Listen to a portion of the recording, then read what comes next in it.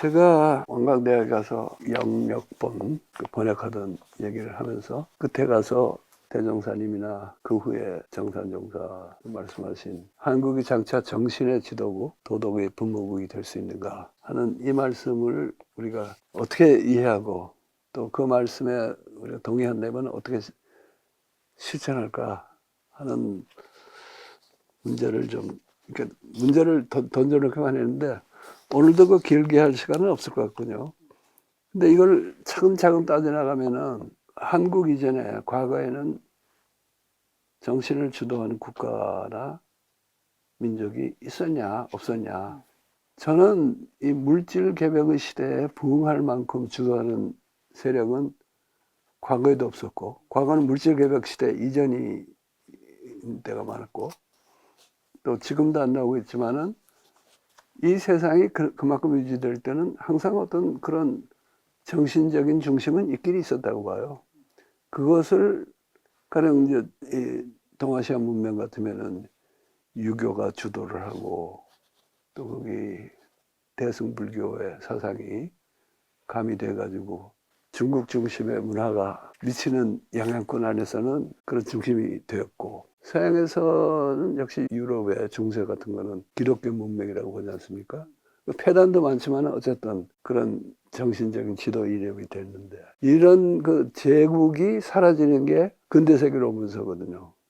그러니까 근대 세계에 와도 제국주의는 있어요. 제국주의는 오히려 더 심해졌다고 볼 수는 있지만은 이념상으로는 모든 국가가 평등하지 않습니까? 대등한 주권 국가.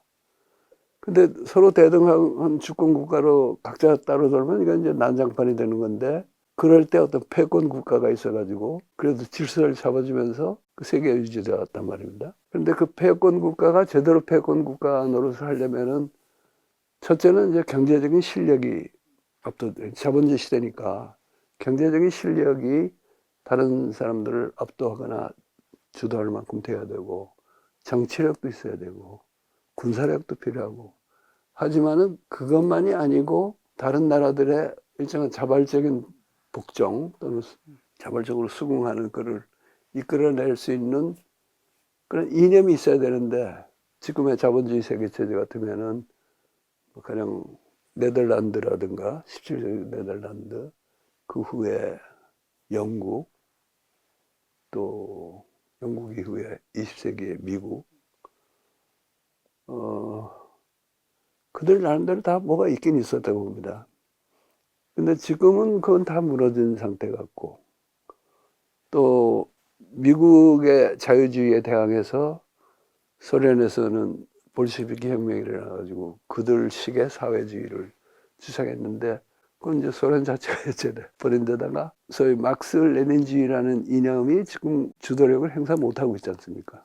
중국은 그걸 모택동 사상으로 변형시켜가지고 그 체제는 지금도 유지하고 있지만은 지금 중국을 모택동 사상의 나라라고 보기는 어렵잖아요. 그리고 이제 한때는 자본주의 세계 안에서도 사실은 이념적이나 뭐 사회복지 이런 면에서 볼 때 북유럽이 제일 낫다 했는데, 요즘 보면 북유럽도 옛날 같지 않고요. 힘들고, 또 저는 그 과정에서 밝혀지는 게 북유럽이 멋있어 보였던 거는 자본주의 세계 체제라는 이런 커다란 제국주의적이고 나쁘게 말하면 약탈적인 체제 속에서 최고의 지배국이 아니고 최고의 강국이 아니다 보니까 교양 있는 알부자들의 나라였기 때문에 여러 가지 모험적인 사례를 했는데, 요즘 보면은 우크라이나 전쟁도 그렇고 특히 가자에서 지금 이스라엘이 저지르고 저러는 일을 유럽이 그걸 지지해 주는 거, 미국에 대해서 뭐 거의 뭐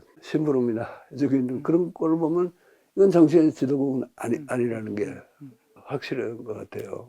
그러면 저 어디서 누군가 그래도 정신의 지도국이 지도 행위를 해줘야지 이 세계가 다시 좀 살만한 세계가 될 텐데, 그렇게 보면은 대종사님이나 정산종사께서 장차 이 나라가 세계 정신의 지도국이 되고 도덕의 부모국이 될 것이다 하는 말씀이 그냥 세상 물정을 모르는 철로들이 익산에 앉아가지고 그냥 교도들한테 일종의 격려사를 해주신 게 아니고, 어쨌든 시대의 절대적인 요구를 간파하셨고, 그리고 그것을 원불교가 중심이 된 한반도 사람들이 충족시켜줄 수 있다는 자신감을 갖고 말씀하신 것 같거든요. 그래서 그거는 사실은 과연 그 제가 말씀드린 세계 정세에 대한 것도 하나하나 따로 따져봐야 되고, 또 대종사님이 그런 자신감으로 하신 말씀이라면 어떤 근거가 하신 말씀이고, 또 현재는 어떤 의료 상태가 있는가, 이거 하나하나 따져볼 문제인데, 한국과 원불교에 관한 대목은 교무님께서 좀 부연해 주시면 좋겠어요. 네. 보통 우리 사람 사이에서도 정신적으로 어떤 주도권을 가지고 이렇게 하는 사람들이 꼭 힘이 세고 돈이 많아야 되는 게 아니잖아요. 그러니까 지금 뭐 백낙청 박사님도 막 돈이 많으셔서 막 힘이 세셔서 지금 뭐 이렇게 많은 사람들이 배우러 오는 게 아니듯이, 국가도 이제 그렇게 될 수 있다 하는 그것에서 이제 비춰보면, 단지 이제 그러면 누가 됐든지 간에 내가 지도자가 돼야 되겠다 한다고 되는 게 아니라 뭐가 있어야 될 거 아니에요. 뭔 철학이든 뭐든.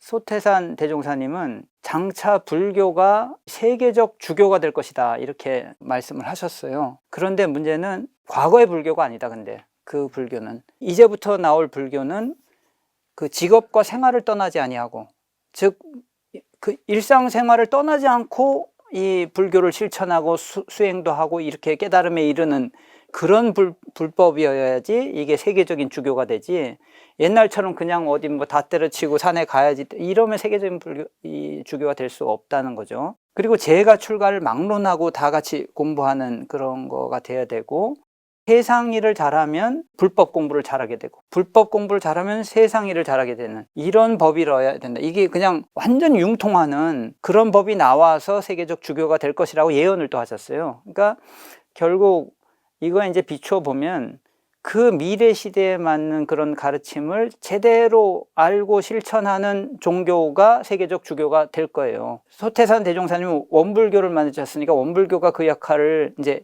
해야 된다고 저희는 생각하지만, 그냥 우리는 가만히 있어도 그게 앞으로 시대에 이렇게 된다 이렇게 생각하면 이거는 정말 잘못 그 가르침을 이해하는 거라고 생각하고, 우리가 굉장한 숙제로 받아들여야 된다는 것이고, 그게 되면은 당연히 한국 전체에 그런 엄청난 파급 효과를 줄 것이고, 그럼 한국이 그야말로 누구보다 유리한, 어느 나라보다 유리한 조건을 이제 갖추게 될 거니까, 저희는 이제 그렇게 생각을 하는데, 어쨌든 제일 중요한 거는 우리가 세계적인 주교가 될 그 법에 맞게 얼마나 실천을 해내느냐 하는 거에 달려있다. 요 말씀밖에 이제 드릴 수가 없죠. 그때는 원불교라는 명칭도 짓지 않으셨거나 적어도 공표 안 하셨을 때니까 원불교라는 용어는 안 쓰셨지만은, 사실 장차 불교가 세계 주교가 되리라 하실 때는 원불교 말씀하신 거 아니에요? 그렇죠. 네. 그러니까 이제 거기에 부응하는 노력을 하셔야 될 텐데, 제가 끝으로 두 가지 조금 다른 질문 드릴까 하는데, 총장님은 귀국해서 총무원 일을 보고 지금 대학원 대학교 일을 보시기 전에 러시아 모스크바 교당에 오래 계셨잖아요. 네. 그리고 오래 계시면서 굉장히 그 현지인 교화도 많이 하셨지만은 입교 안 한 러시아인을 상대로 한국 문화를 알리고 그런 일을 많이 하셨잖아요. 그것을 할 때 우선은 그분들이 뭐에 그렇게 한국 문화에 어떤 점에 이렇게 끌렸던가 하는 게 좀 알고 싶고요. 또 하나는 적어도 훈사님 입장에서는 이게 그냥 우리 문화만 알리는 게 아니라 그 사상적인 바탕이 있은 거 아닙니까? 소태산의 가르침. 저희는 그걸 이제 K 사상이라고도 불러가지고 이걸 어떻게 세계화시킬까 하는 얘기하는데, 그래서 그때 경험에 대해서 조금 말씀해 주시면은 K 사상의 세계화에 참고가 되지 않을까. 그렇게 뭔 거창한 일을 한 건 아니라서 지금. 근데 저는요, 거기에서 어떤 면에 끌렸는지가 저도 어리둥절할 정도로 마구 몰려오는데, 한국어를 배우고 한국 뭐 음악 뭐 영화 뭐 이게 무슨 시대의 흐름인가, 이런 생각이 많이 들더라고. 저도 그때는 케이팝 이전의 시대잖아요. 맨 처음에 갔을 때는 그 이전이라 일부 매니아들만 왔어요. 예, 예. 그러니까 주류 어떤 그거에 보다도 어떤 특별한 걸 좋아하는 매니아층들이 많이 왔는데 일정 연도가 지나면서 갑자기 그게 마구 몰려오기 시작하더라고요. 어떤 흐름을 타고 진짜 그야말로 웨이브라 그랬잖아요. 그 한류. 그러니까 그냥 막 몰려들어요. 그래서 야, 이건 그냥 시대의 흐름인가.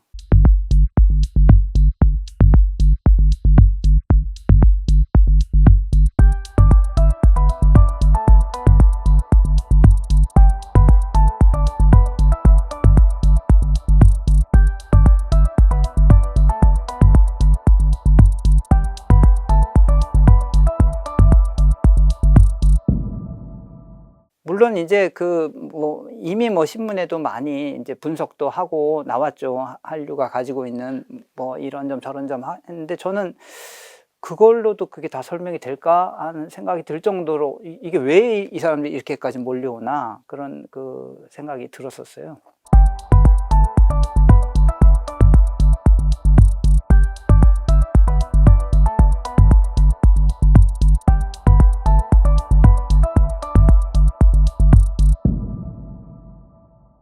그리고 이제 그 교화를 할 때 이 사람들 그분들이 원불교가 보통 종교하고 다르다는 것이 이제 느껴지면서 사람들이 상당히 이제 막 끌려오는 게 저 지금도 말씀하셨지만 저는 원불교에 입교하라는 얘기를 제가 거의 20년 동안 있었는데 거의 한 번도 안 한 것 같아요. 그냥 우리 가르침에 대해서만 이렇게 얘기를 하고 뭐 법회를 보고 이렇게 했지 입교를 하든 안 하든 그거는 이제 본인의 자유로 맡겼는데 제가 하나 소개를 하자면은 법회 시간에 제가 설교를 듣는 사람들한테 한번 물어본 적이 있어요. 원불교에 입교한 사람들 한번 대답해 보라고. 만약에 이제 당신들이 하늘로부터 이제 심판받는 날이 왔다고 치자. 그러면은 당신들이 원불교 교도이기 때문에 조금 특혜나 유리한 점이 조금이라도 있을 거라고 생각하냐. 그러니까 조금은 있지 않을까요? 이러더라고요. 그래서 제가 뭐라고 했냐면 조금도 없다고. 그랬더니 그 사람들이 좀 실망하면서 그럼 우리가 여기 왜 다니냐고 막 그러더라고요. 그래서 이제 얘기를 한 게 학교 왜 다니냐. 학교를 다니는 이유는 그 학교 들어가면 무조건 막 시험에 합격시켜주고 뭐 저 윗선이랑 막 어디 연결돼 있어가지고 그래서 학교를 다니는 게 아니다. 공부를 제대로 가르쳐주는 학교를 잘 선택해서 다녀서 거기서 실력을 얻어가지고 시험을 잘 치면 좋은 결과를 받는 이게 제대로 된 학교요, 제대로 된 종교지. 이 학교 다녔다는 이유로 뭔가 특혜가 있어요. 그러면 그거는 학교가 뭔가 잘못된 거다. 이제 그 얘기를 했어요. 그러니까 그런 분위기로 이제 계속 가니까 굉장히 그 입교를 했든 안 했든 다들 즐겁게 그 이제 법을 실천하고 이렇게 되는 분위기가 계속 갔던 것 같아요. 그러면서 또 뭐 입교도 하고 많이 하더라고요. 그러니까 그런 경험을 이제 말씀드릴 수 있네요. 입교한 정도가 아니라 원불교 교무가 되고자 4년씩 공부를 하고, 그러니까 원광대학 교학대학인가요? 해서 공부하거나 아니면은 영광에 있는 영산선학대학 그걸 졸업하고 발령은 받은 새내기들이 대학원대 이렇게 찾아오죠. 발령은 아직 안 받고요. 발령은 안 받고 대학원까지 맞춰야 발령 받습니다. 예비교무들이. 예. 네. 그들한테도 그렇게 가르치시겠죠. 당신들이 뭐 예비교무라고 해서 아니면 장착 교무 발령 받는다고 해서 뭐 하나도 특별 대우 받을 건 없다. 진리 입장에서는 네가 원불교인인지 무슨 기독교인인지 아니면 비종교인인지 아무 상관도 없고 진리적 원리에 맞게 사냐 안 사냐만 아까 그 다산 거기에서 상제한테는 의미 있는 게 이런 거지 저런 게 아니다 했던 거랑 원리가 똑같죠. 대종사님이 일제시대 그 당시에 장차 조선이 세계 정신의 지도국이 될 것이다. 이건 굉장히 불안한 말씀이거든요. 그럼 정말 그 밖으로 새 나갔으면 잡혀갔을 말씀인데 지금은 그런 세상도 아니고 하니까 학생들한테 정신의 지도국의 주도적인 역할을 할 사람들이 당신들인데 너희들인데 어떤 준비를 하고 있느냐 또는 준비를 해야 되느냐 그런 것도 가르치나요? 제가 이제 그 말은 합니다. 당신들 정말 운이 좋은 사람들이다. 뭘 알아서 여기 왔겠냐. 그 큰 어떤 깨달음을 우리가 얼마나 알아서 여기 왔겠냐. 진짜 운 좋게 얻어 걸렸다. 잘 또 얻어 걸렸다. 그러니까 지금 문제는 얻어 걸렸기 때문에 무슨 결과 보장되는 건 하나도 없다. 우리가 이제부터 어떻게 하느냐에 따라서 여기서 아무것도 아닌 놈도 있고 정말 다 끝까지 올라가서 그야말로 그 성자까지 가는 뭐 그렇게 될 수도 있는 것이다 하는 뭐 얘기는 해주죠. 그 운 좋게 얻어 걸렸다는 거는 사실은 전생에 지은 복이라는 게 없으면은 그야말로 그건 우연이죠. 그렇죠. 네. 그런데 그것까지 다 가르치실 테니까 장차 그 학교에서 그야말로 천열의 만보살이 나오기를 축원하겠습니다. 아이고 감사합니다. 네, 감사합니다. 올 때는 사실 굉장히 긴장했어요. 제가 무슨 말을 할까 이렇게 했는데 이제 백낙성 선생님께서 잘 이끌어 주시고 이렇게 말씀을 이제 풀어 주셔서 참 재미있게 지금 시간을 보낸 것 같고요. 그 항상 저희에게 중요한 건 이렇게 서로 소통하는 거. 저 사람들은 뭘 하고 있나 했을 때 이제 우리는 이런 걸 하고 있습니다 하고 들으면 좀 더 알게 되는 여기에 한 걸음 더 나간 것 같아서 참 기쁩니다. 백낙창 TV 시청자 여러분 끝까지 경청해 주셔서 감사합니다. 오늘 우리가 한 얘기 너무 한 종교에 치우친 얘기가 아닌가 이렇게 생각하실 분도 계시지만은 혼산 총장께서 말씀하셨듯이 그 종교를 믿는다고 해서 뭐 조금 더 심판달에 특별 대우 받는 건 없고 다만 우리가 어떻게 사느냐 또 장차 이 어지러운 세상을 국내에서뿐 아니라 전 세계적으로 좀 바로 세우는데 우리가 어떤 일을 하느냐에 그냥 관심이 있는 그런 가르침이기 때문에 제가 오늘 너무 한 종교만